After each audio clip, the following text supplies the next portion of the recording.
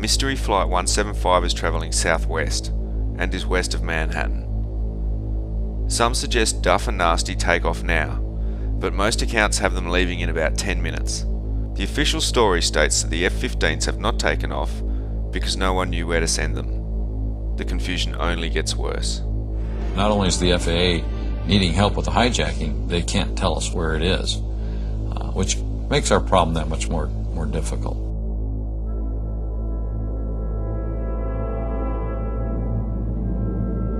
Crashed?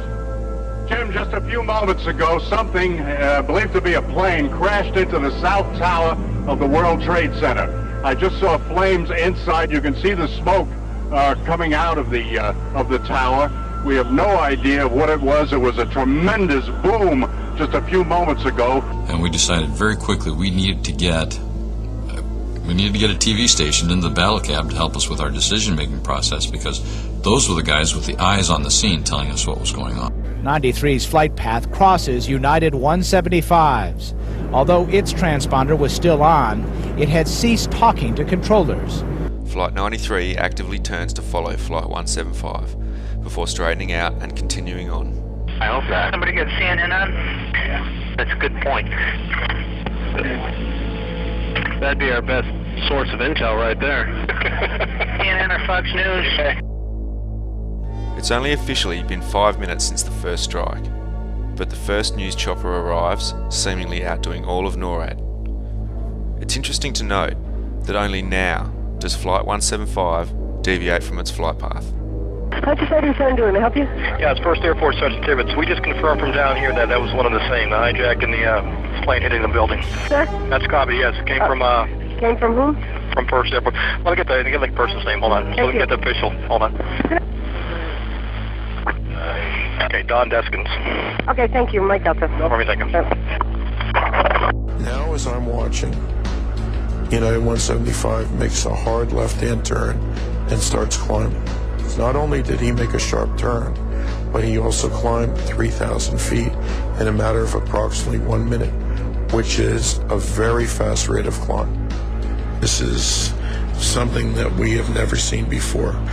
And I immediately turned to the manager of the facility and I said, I believe I just lost United 175. After its convergence with Flight 93, Flight 175 starts to act like anything except a Boeing. After climbing 3,000 feet in about 90 seconds, it starts to descend. But this is an understatement. What Flight 175 does next is still argued about today. Even if you take the amateur pilots out of the equation, it is very unlikely a Boeing is capable of this series of maneuvers. Okay, Boston just talked to us. Just called up on there, and they said he doesn't want to confirm this or not, but they're pretty sure that was the aircraft. Unconfirmed from Boston. Yeah, they're pretty doggone sure it is him. Yep. I think we put the exercise on the hold. What do you think? The two F-15s from Otis are on their way to Whiskey 105. They haven't been told about Flight 175 or Flight 93, and they never are.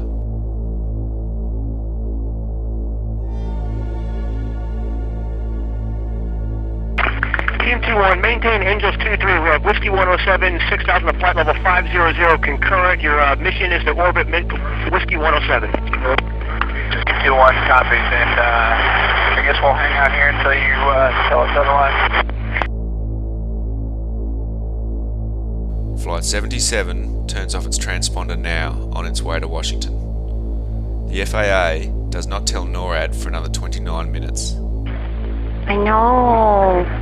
I hope they cancel the exercise because this is ridiculous. We have smart terrorists today. They're not giving them a chance to squawk.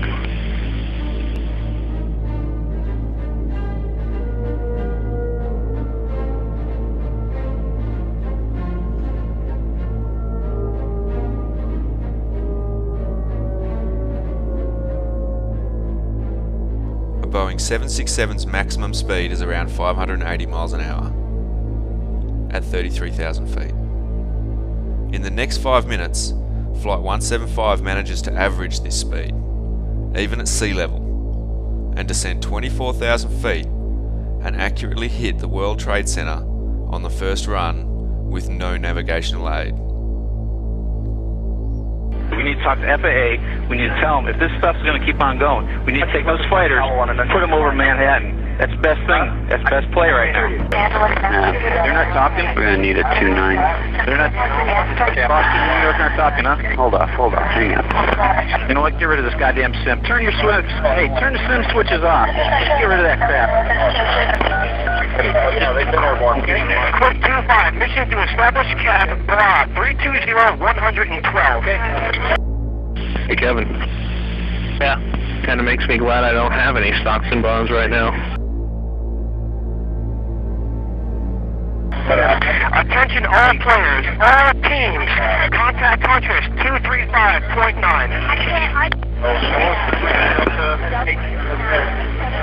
I bring in that small TV. I'm just told that Metro Traffic is reporting that it was indeed a plane crash. If that's the case, where's the plane? Got somebody who keeps cussing, but it looks like he's going into one of the small airports down there. Trying to bring him up. I'm just out of 9,500, 9,000 now. Do you know who he is? We don't know who he is. We're just picking him up now. All right, heads up, man. It looks like another one. All right. By this time there are several choppers at the World Trade Center, several building shots and many reporters. At this point, Flight 175 is washing off about 6,000 feet per minute. This is according to the NTSB charts.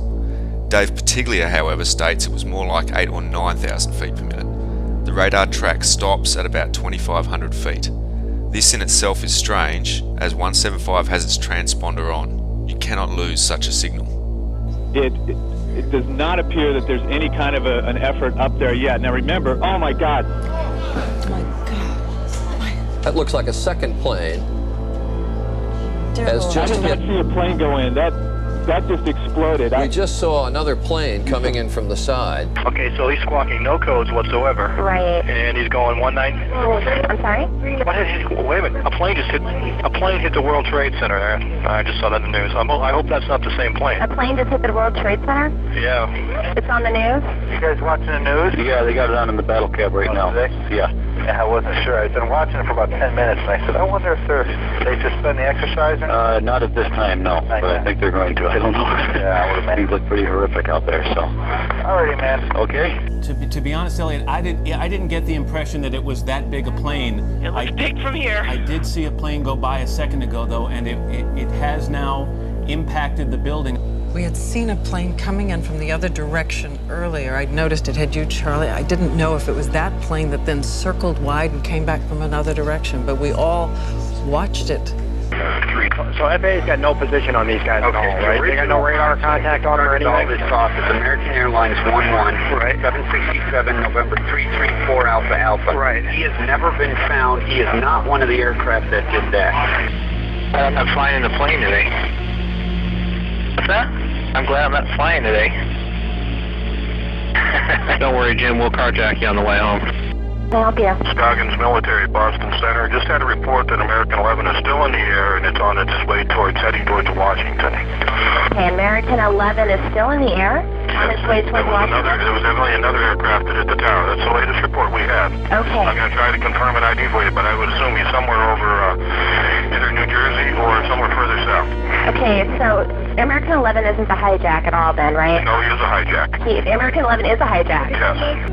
That's where we really got into the confusion, or what I'll call the fog of war. At 9:10, Duff and Nasty make it to Manhattan. They circle it for 2 hours, whilst other hijacked planes travel freely, not far away. That's it. I'm not flying with the United or American anymore.